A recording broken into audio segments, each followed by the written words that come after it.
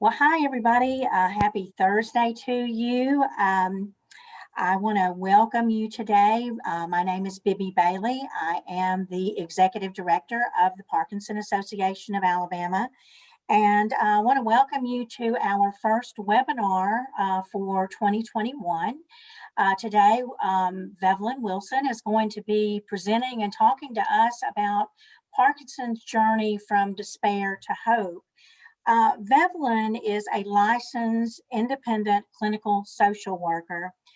She is also a grief counselor, and her husband Bobby was diagnosed with Parkinson's in 2014. And Vevelyn has provided counseling to adults, to children, to teens who have experienced loss in their lives. And she is currently focusing on being a helpmate to her husband, Bobby, who does have Parkinson's disease. And she has also launched a virtual helpmate support group. And this support group is for wives and companions of men with Parkinson's disease.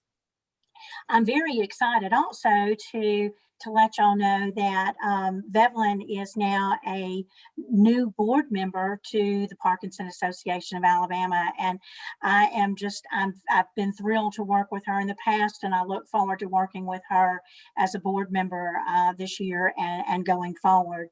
And she is a great lady. She's a good friend, and it is my pleasure to present you to you today. I'm sorry, I've gotten tongue-tied, but go ahead and welcome Vevelyn, and we all look forward to your presentation.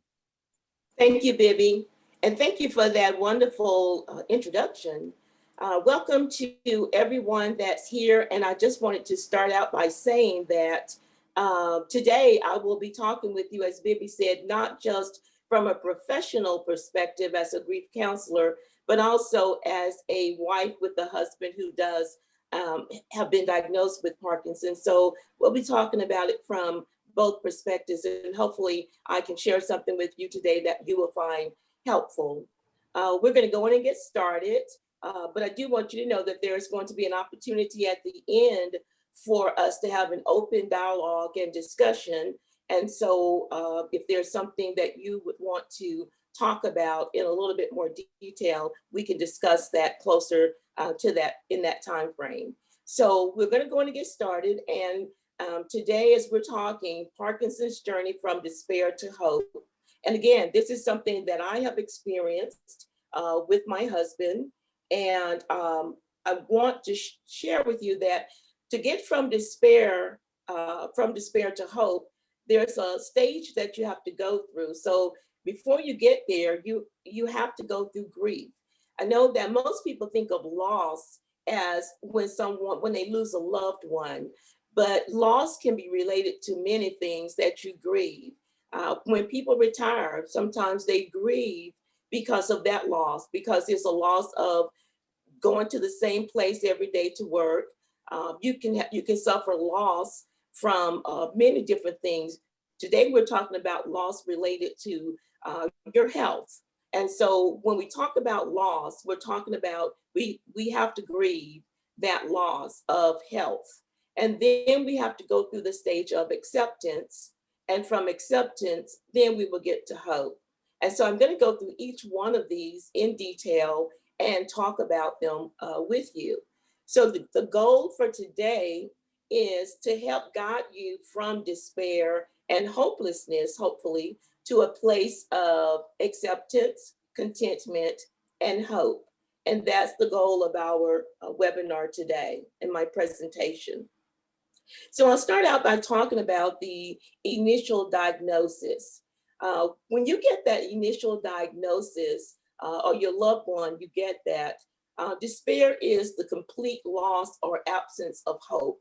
So initially, I know this is how we felt, my husband and I, we were stunned to hear that he was diagnosed with that. Anger comes in, so you get angry at different things, just anything. Disbelief that this is really happening, and you panic because you don't know quite what to do at this stage. There then becomes this feeling of helplessness, like, oh, what am I going to do? and then hopelessness, almost as if you want to give up. And so we're going to talk about that because those are all normal things. It feels like for one who's going through this stage that your world has been turned upside down. You feel overwhelmed, powerless, and out of control, like you have no control over what's happening to your body at this time in your life. And sometimes people ask, well, what's the use? Does anything really matter anymore? And let me tell you, yes, everything matters. Everything still matters. We just have to look at it differently. So sometimes people will ask the questions, why me? And that's a normal thing to ask. What did I do to deserve this? Nothing. Is my spouse going to stay with me or leave me? That's a question I've heard. And I'd like to say I know that in the majority of cases, the loved one, the spouse or the companion is right there with you. I know that when my husband was first diagnosed, we weren't even married. We were still dating. And I think that it was about 9 months into our relationship that he was diagnosed. And that was based on me observing a shake or tremble in his right hand, that didn't seem to be normal, and taking him and getting him, getting him assessed, evaluated, and eventually diagnosed. And so I share that with you because as a helpmate now, I wasn't married to my husband at the time. We'd only been dating about 9 months. And he tried to give me an out, like, I know you're not, trying to come on to this kind of situation. You didn't ask for this and you don't have to be a part of it. And at that time, I already made a commitment to our relationship. And so I told him, we're in this together. We're in this together. And so we have been ever since his diagnosis. We got married in August of 2016. So we dated for a while he was going through his Parkinson's. And I shared that because some people said, you knew he had Parkinson's and you still married him? And I said, absolutely. It's the person that I love. And so he hears this, but he probably didn't know I was going to share all of that. So, but when people ask that question about, is my spouse going to stay with me or leave me? That has a lot to do with the foundation of the relationship. And that's not an easy question to answer. But what I can tell you is that in the majority of the cases I know, absolutely they stay, and absolutely they feel committed to whatever the person is, your loved one is, whatever they're diagnosed with, they're going to go through it with them. I remember reading something about Michael J. Fox's wife, and when he was first diagnosed, he felt the same way, that his wife was probably going to leave him now. And she didn't. She was like, okay, well, what else? What else do we have to deal with? And so that's the attitude we took. And I'm sure that is the attitude that most spouses and loved ones take in this situation, because it's not something you ask for. It's not something you have any control over. And so it's been a journey for my husband and I these past few years. And that's why I wanted to share this with you, because I want to share our journey when we go through this, to let you know that we did come from despair. There were tears on my part. There were times when I didn't understand what the changes were and what was going to happen. But I want you to know that we are at that stage of hope now as we go through this. And so sometimes people want to know, should I say nothing until it's more obvious to others? That's a personal decision that you would want to make. My husband, when people noticed at church some differences in his movement and I guess behavior that had known him for years before I knew him. And so when people would come up to him and say something, he made the decision whether he wanted to share with them or not at that time. And so, because my husband is very quiet, if any of you that's here know that. And so his answer, as sometimes other people answers, is always, fine. How are you, Bobby? Fine. Everything okay, Bobby? Fine. That's always his answer. It's still his answer. And so I'm a very detail-oriented person. I give lots of information, as you could probably tell now. But he came to a place where one of our friends that attends church is a nurse. And she said to him, "No, Bobby, really, how are you?" And that's when he shared that with her. So it is a personal decision. It's not something you have to make a decision about when you're going to or how you're going to. That just kind of happens as you feel like you want to. And the same thing with how and when do you tell loved ones and friends. Bobby chose to tell his adult children as soon as he knew. And so it was a sharing and a time for everybody to come together and accept that's what was happening. Um, these are questions that everyone asks themselves initially. So don't feel like you're on your own. Don't feel like you're the only person that asks those questions. We all go through that phase of, oh my goodness, what am I going to do now? How do we do this or that? Just take it one day at a time, just one day at a time. The feeling of being overwhelmed takes over because you don't know what to do first. And so I'm a list person. I have tablets and journals and books for everything to write in. And so I have a tablet specifically for Parkinson's. And so when I go to the doctor, we have our questions written out. We talk about medications and how things are working. So start writing out, if you're not doing that, anything that pops up in your mind, and it kind of alleviates a little bit of the feeling overwhelmed in the beginning. Give yourself time to process the information before making major decisions. And I say that because sometimes we get information like that and we want to try to make major decisions like, okay, what do I need to do? Do we need to sell the house? Do I need to quit working? Those kinds of things. And I do have a friend who, when her husband was diagnosed about 5 years ago, 6 years maybe now, the first thing she said was, okay, we've got to move, because they lived in a 2-story home and she felt like he wasn't going to be able to manipulate the stairs. And so within the first, on their way back home from the appointment, she said to him, we have to move. And so that was her first thought. And that's how she dealt with it. And it worked for them. They moved from that home to a garden home that they found almost immediately. And it was beautiful for them and it worked. And so if things come about, that's fine. If you know that that's what you need to do. Bobby and I have not moved. Bobby and I live in the same home that he's lived in for about 45 years.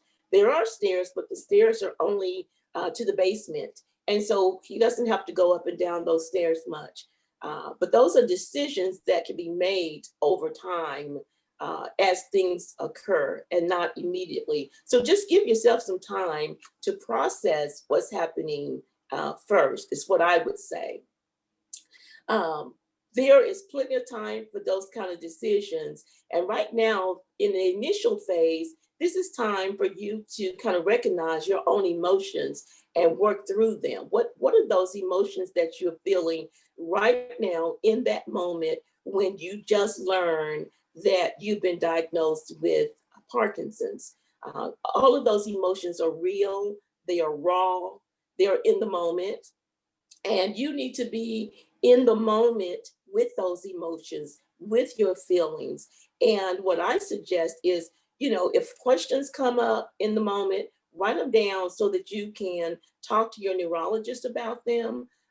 If you feel a need to do that, it again alleviates the stress in your mind of trying to remember everything, keep everything in your head. Writing down things, writing down questions, writing down your reactions to medications and different things like that really is very helpful. So that's what I would suggest at this point, is getting a tablet or a nice journal that is specific for Parkinson's and nothing else, and use that to write down anything that's related to Parkinson's. When I attend other webinars that we have attended and participated in, I use that same journal to write down any information from those webinars that I feel is crucial or important for us, and it's all in the same place. So you're not having to find a sticker with that on it, or a separate piece of paper, or trying to figure out what you did with it.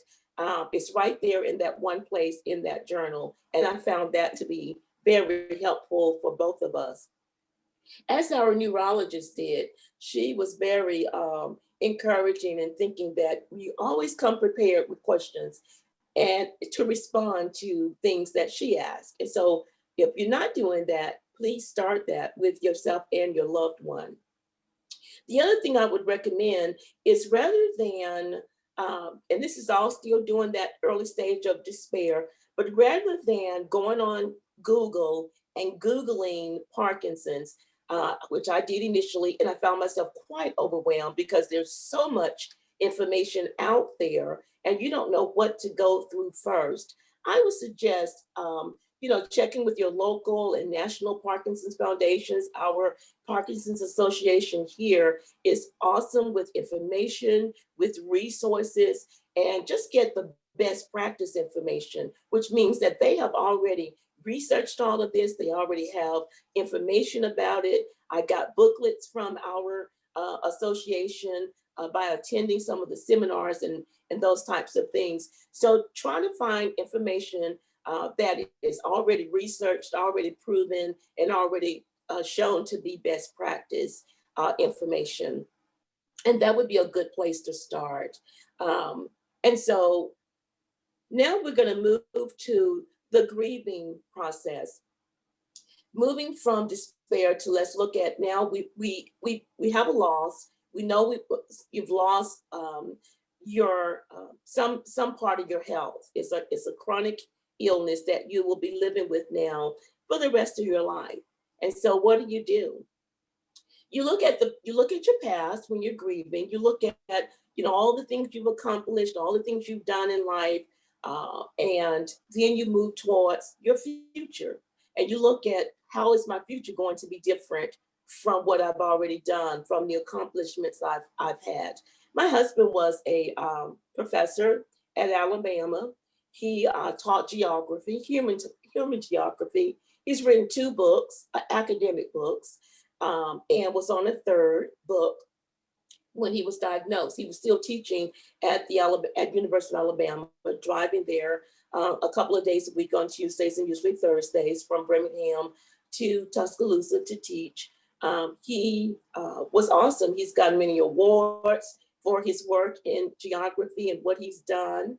And so you can recognize and understand that this was kind of a blow to what he was used to when he learned that he had Parkinson's, because he was still teaching. However, he was at a place where he was pretty close to ready to retire. He had accomplished most of the things that he wanted to. And so the next year, after finding out he had Parkinson's, he retired in May of 2015. So, so you look at the past, what you've accomplished, you look at where you are right now, and then you look towards the future. And some people may say, well, what does my future look like? This is all very normal, it's natural, and it's necessary for us to go through this process, because it's normal how people respond to loss. We respond differently. Everyone doesn't respond the same. Everyone have a different way maybe of responding to loss. But this is a significant thought process of your loss with health, because there's nothing you can do but plan for the future, plan how you're going to move towards the future. And that at least gives you something to look forward to. And it's natural to grieve, because it's a human thing. We are created as humans, and you can't avoid grief.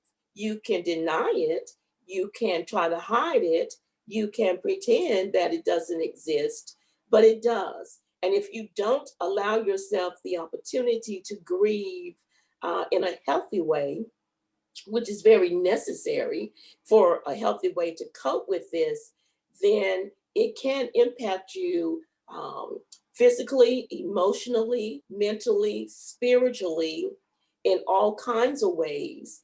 in a negative way if you do not allow yourself to go through a healthy process of coping with the loss and grieving that loss. So I recommend that if you haven't done that, if you still are maybe in a little bit of denial, if you still are in a place of um, angry or feeling like, why did this happen to me?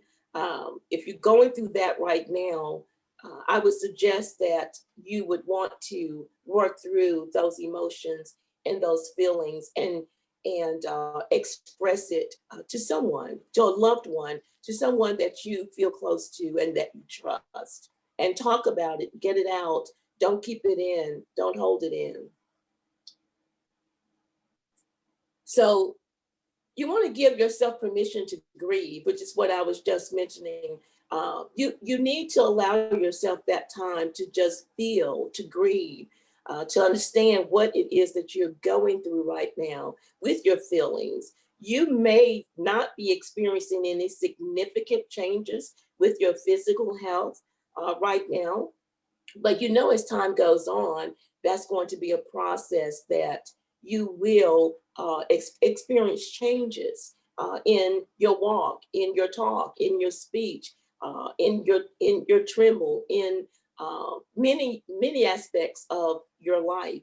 And so, what do you do with that? Because you are human, so let yourself be human and experience it and feel it because it's normal.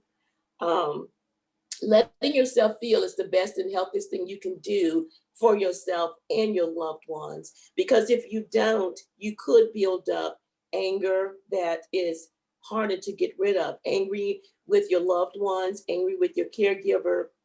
And sometimes that happens. And the person who has Parkinson's sometimes come across as angry with their loved ones, their caregiver, the person who's right there with them, trying to help them through this. Don't take that personally. That's a process. It is something that that person is going through right now, and they need our support while they're experiencing that. So let them go through anger, let them go through the tears and crying and whatever else their feelings are in their ways of expression. And then we move from grieving on to acceptance. Um, Acceptance is recognizing the inability to change the situation. And I know that that can be hard. I was diagnosed with breast cancer in June, actually June 4th, 1998, 99.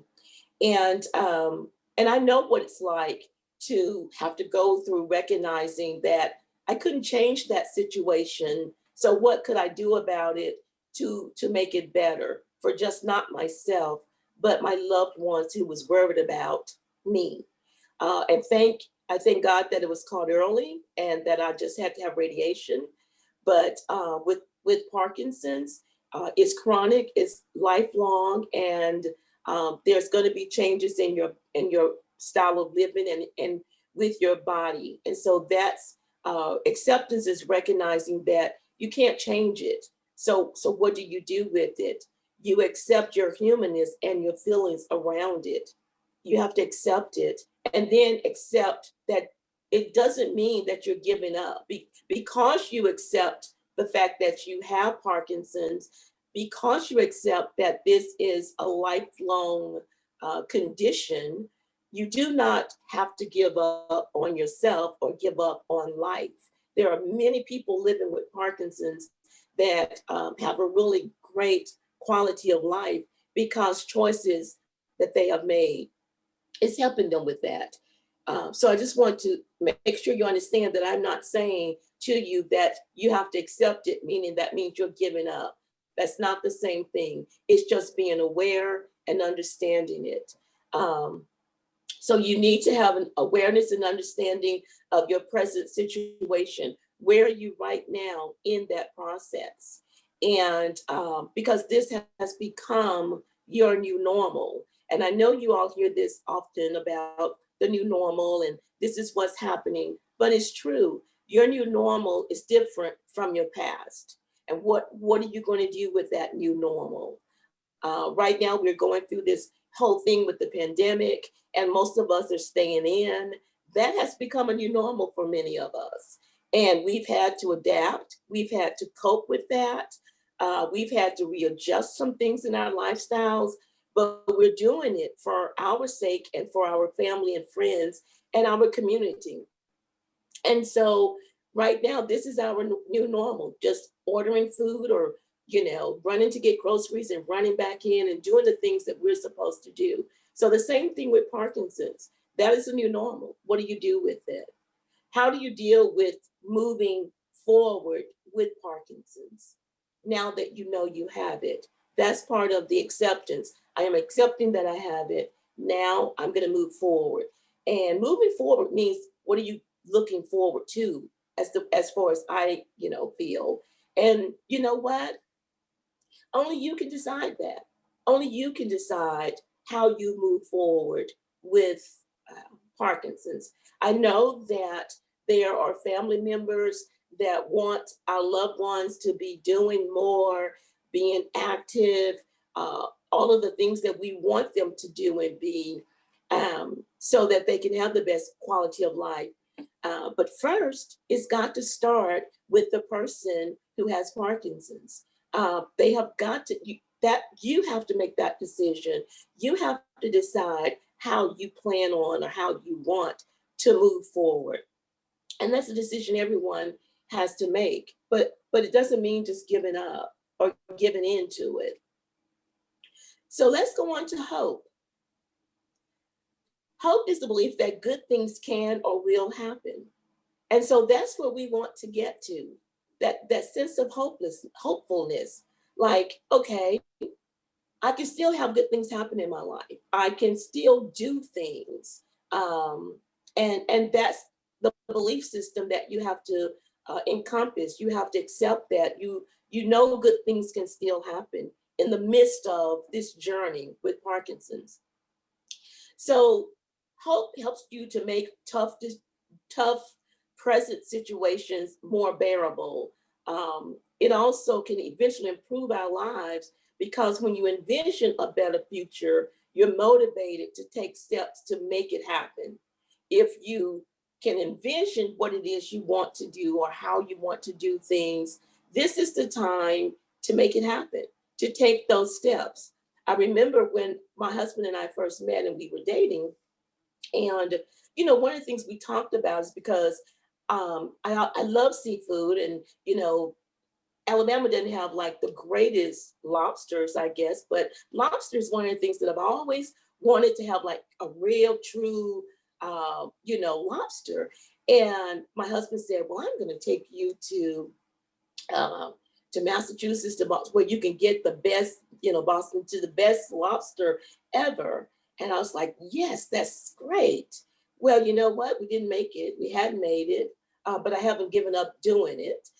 We just struggle a little bit more with traveling now, particularly now. But even before the pandemic, we were struggling with some issues around traveling, particularly flying long distance. But plan for those kinds of things. It was like, yeah, I want to do that.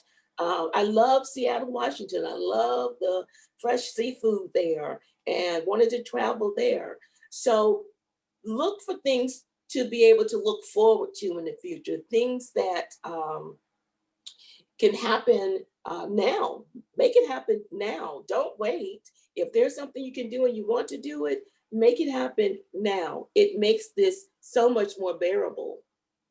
Make plans for those things that you've always wanted to do and just hadn't had an opportunity to do it. Because my plan is for it still to get to Massachusetts, Boston, to get the lobsters, and for us to get to Seattle, for me to enjoy that environment and get the great seafood out there.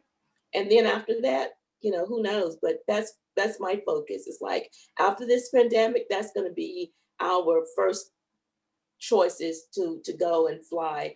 Plus, Bobby's son lives in San Francisco now, and so we're looking forward to taking a trip out there as soon as we can. So, and I have grandkids and great grandkids in Texas. I'm looking forward to visiting with them. So get things that you can look forward to and brings you happiness. And I say, take that joy.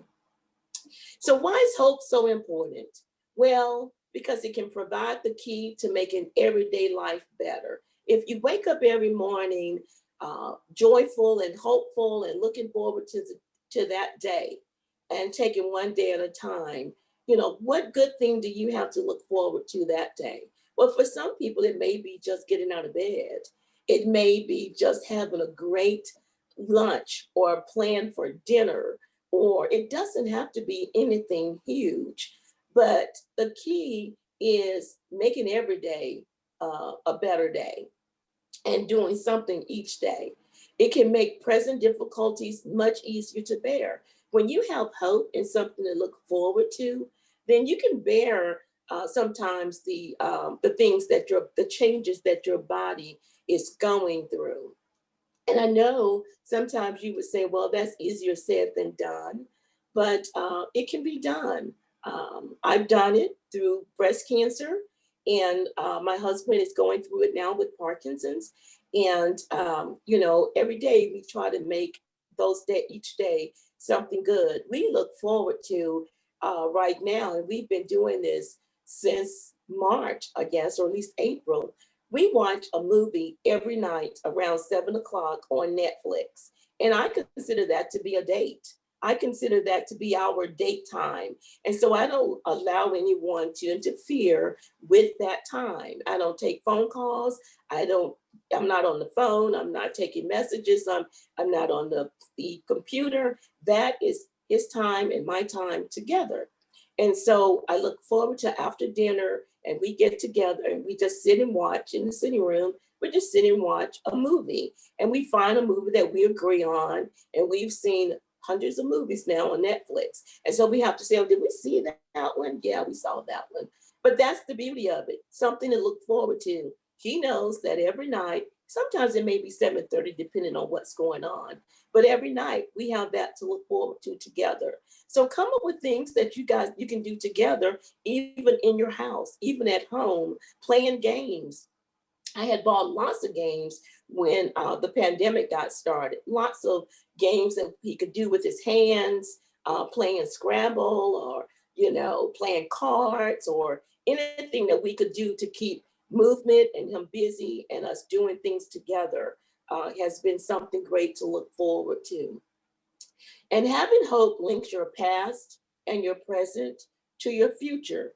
It is all your life, right? From the things you've done in the past to the things you're currently doing right now in your present to what you look forward to doing in your future. So think about it that way. It's like you're linking all of these things together, and this is your life. And so now Parkinson's is part of your life. What do you do with it? Do you let it take control over you, or do you take control over Parkinson's? And that's what hope gives you. When I was diagnosed with breast cancer, I refused to let cancer take over. And I said that. And I was playing tennis. I would play tennis 2 to 3 times a week. And every time I went and I had to get the radiation 3 days a week. And so every time I went to get the radiation, they would say, could you please stop playing tennis? Because every time I went back, the little mark had been sweated off. It would sweat off and they would have to put it back on every time. And I was like, no, I'm not going to stop playing tennis. You're just going to have to keep putting that on. And they did. And I played tennis until I got to a point where I couldn't, because I recognized for myself that I needed to use all of my energy at that time to get better, to heal from cancer. And I've not had any recurrence since that treatment, that time, and that's been 20 years ago. And so you have to come to a place where you say, hey, you know what? I'm going to do what I can do for as long as I can do it. And I encourage you to do that because these still can be great times. I enjoy playing tennis, and I just wasn't going to give that up until I had to. There are things that you'll have to give up, but you don't have to give them up until you have to. Just remember that. So the benefits of hope.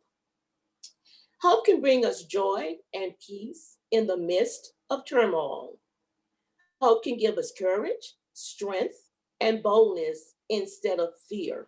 So instead of fearing what could happen, what may happen, you can look at hope as the possibilities of what you can do if you just have hope and courage and strength and the boldness to be able to just take it on and do it. Hope can provide endurance and patience instead of tempting you or tempting us to just quit. Because sometimes, it's just easier to quit. It is. It's easier to just give up, to quit, to say, this is too hard. I don't want to do this. I can't do it anymore. But you know what? You don't want to take the easy way out. I can tell you that I bet in your past, you've never done that. So in your present and your future, you don't want to do that. You don't want to quit. You don't want to give in to this. You want to learn how to live with it. Living with Parkinson's still can be a real thing and a true thing and a good thing if you take hold to the things and the possibilities of what you can do. And hope can offer confidence in the face of doubt. So when you're wondering if you can do something, um, have the confidence to know that you can. You just want to try. And place your hope in things you can control. And this is kind of what I was talking about when I said, don't give up things until you have to. Traveling while you can, like I said, my husband and I are still planning to travel. So traveling while you can, because at some point that will become more and more difficult over time. Any physical activities to keep you as healthy overall as possible. Those are things you can control. You can control whether you're going to be physically active, do something during each day, and it doesn't have to be a lot. You don't have to go to a gym. You don't have to go work out at a gym. But you can do something. If you enjoy walking, you can just walk around the block while you still can. If you enjoy working out, you can do that in your own home. You can do things while you're sitting still watching TV. I'm always encouraging Bobby to move his fingers, move your fingers, while you're watching. Stretch your neck, do some things. You don't have to just sit still while you're sitting. So movement is really important with the rigidity and the stiffness that you sometimes feel. And if you had hobbies before, try to continue with those hobbies for as long as you can. Like I just didn't want to give up tennis. That was one of the things that was keeping me going, keeping me physically active, keeping my mind off of things because it just gave me an outlet. When you hit that yellow ball, it was like, okay, I'm getting it all out there, Find something that you enjoy that you would want to still doing. Playing chess, playing checkers, getting up, just walking. Bobby now, he did this on his own. He gets up from his chair at times and he walks to the front door and then he sits there for a little bit and then he walks back. And so the thing is just getting up from your chair periodically and walking from one part of the house to another part of the house and back. It's physical movement. It's you being in motion. So I think those things are really good. Hope is seeing light in darkness. Hope is to believe in something not yet proven. Hope is never giving up, never giving up.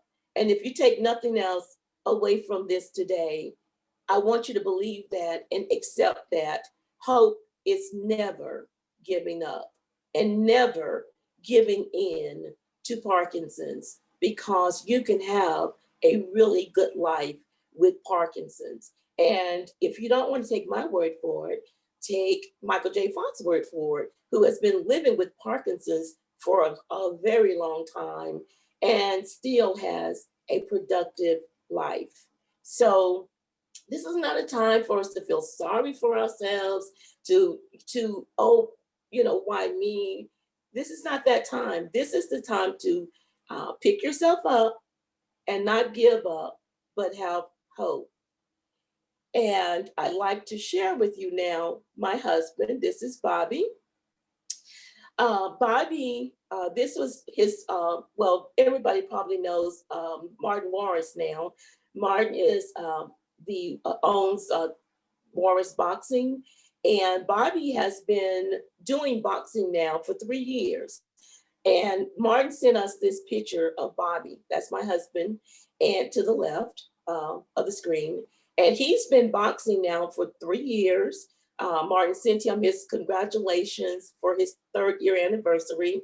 And we started, I say we because we both, we going through it together, we do it together.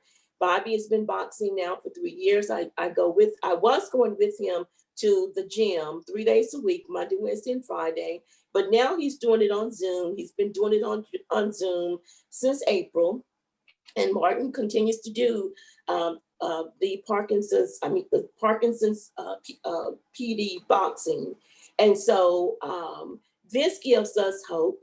And that's why I said hope means living your life with purpose every day, living it with purpose. So Bobby attends boxing 3 days a week, Monday, Wednesday, and Friday through Zoom. I'm doing it with him. And then twice a week on Tuesday and Thursday, he goes to PT, physical therapy, with Amanda Peterson Johnson, and she's awesome. And so we do that on Tuesdays and Thursdays. Bobby doesn't drive any longer. He's not been able to drive for about a year and a half or so now. So I drive him everywhere he goes, and I'm okay with that. So I drop him off, and they take care of him for that hour, do what he's gonna do, and then I take care of errands, and then I pick him back up. Sometimes I would stay if needed, but with COVID, I've been just kind of not staying there, just kind of hanging out doing errands, which gives me a little bit of time as well. And so I just wanted to share this with you because this is my Bobby, and he is physically active. He still doing really great. He is still walking on his own without any assistance.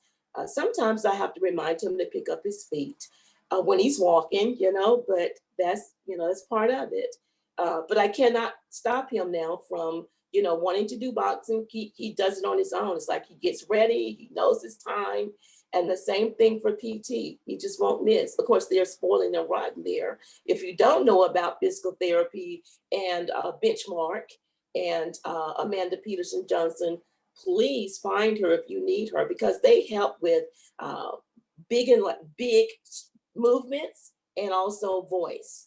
He's working on, being loud, trying to, project his voice. And he does it with boxing as well as with the PT. So he is active 5 days a week. And so I'm just showing him and telling you this and sharing this with you because not that you have to do anything 5 days a week like he does, but you'd want to be a little bit more active and do something physical and keep yourself in movement. And that is the end of my presentation. And now I would like to open it up to you all and have a brief discussion about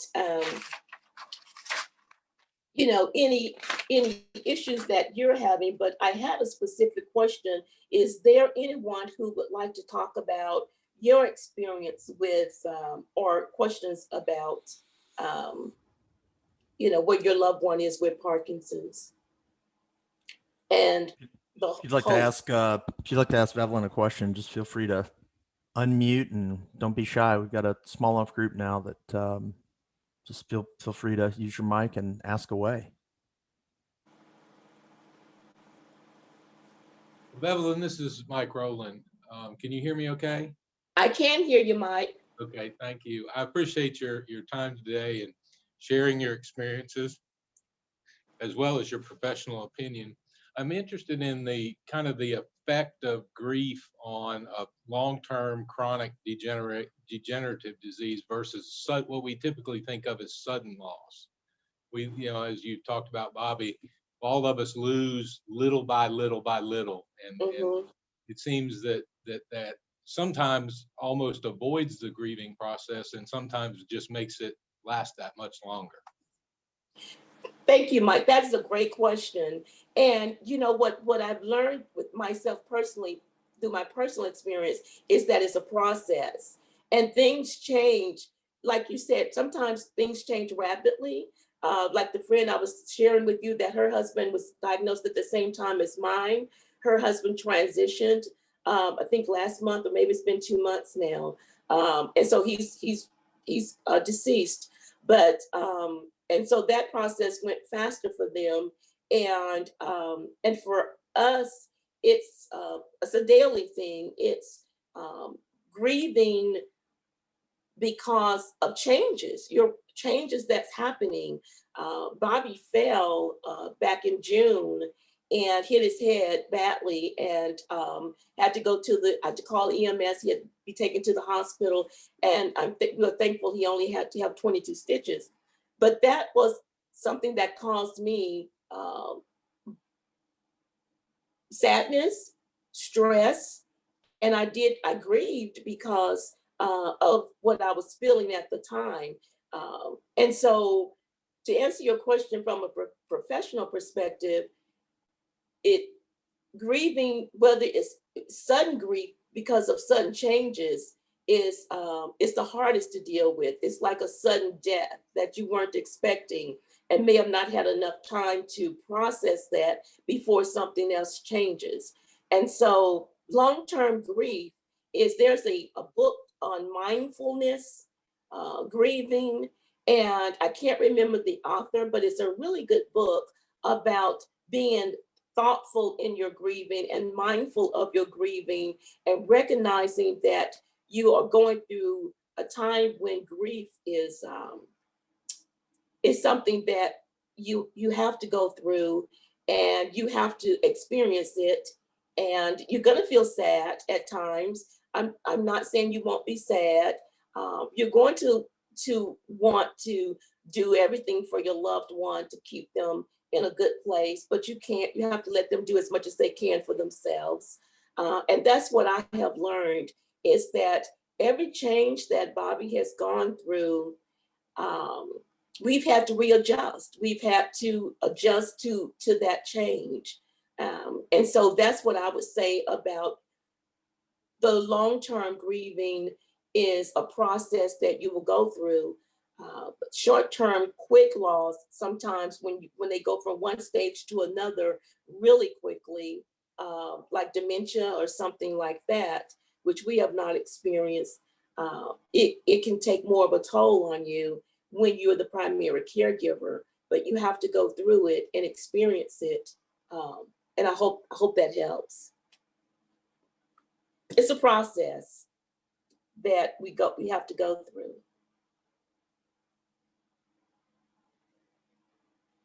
Thank you for that question. Any other questions?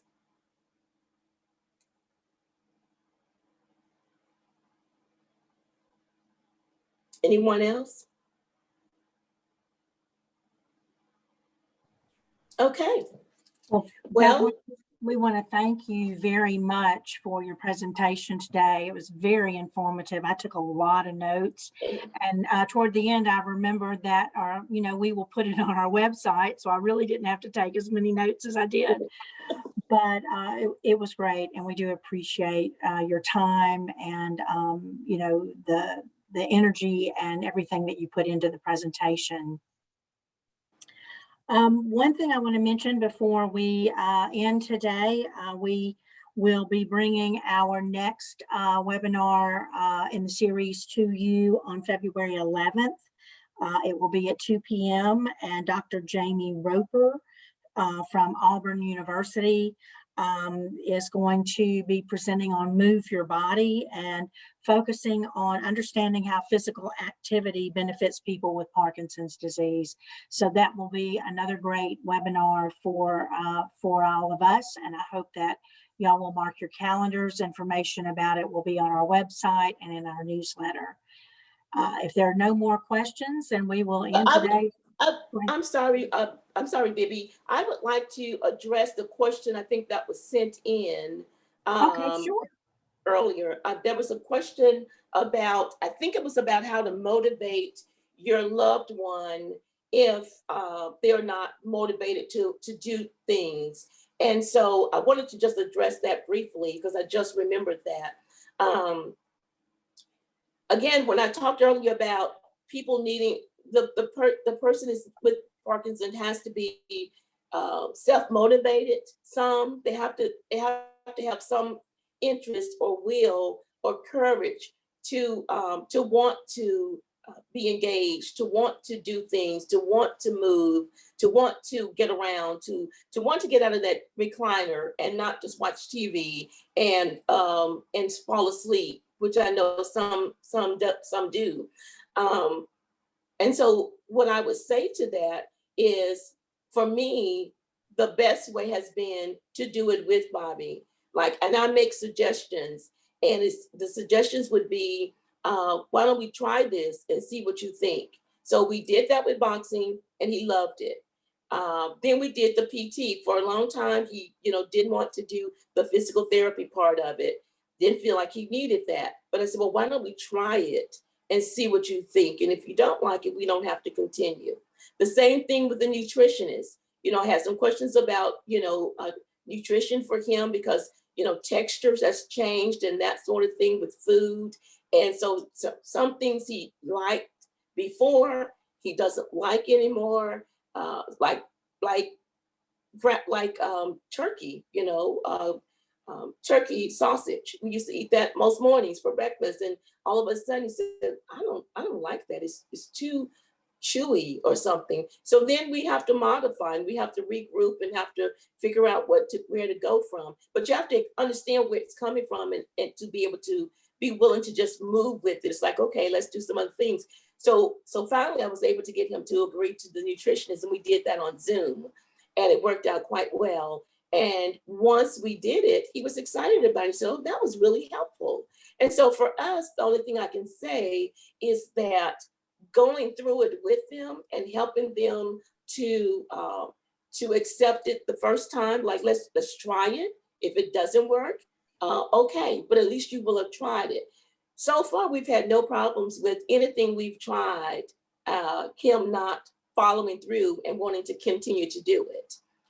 So that's what I would suggest is make suggestions, recommendations, and then do it with them. Like with boxing, Bobby has a bag here at home that he uses to box as well. Sometimes every once in a while, he may go down there on his own, but if I go with him, he's more diligent to do it. So when I have time, I'll go with him and do it with him.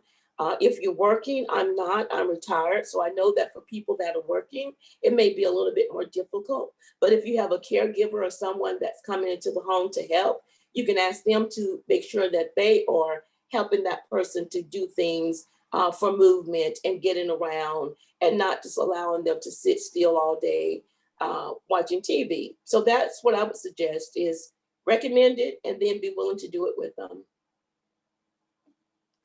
Thank you for that question.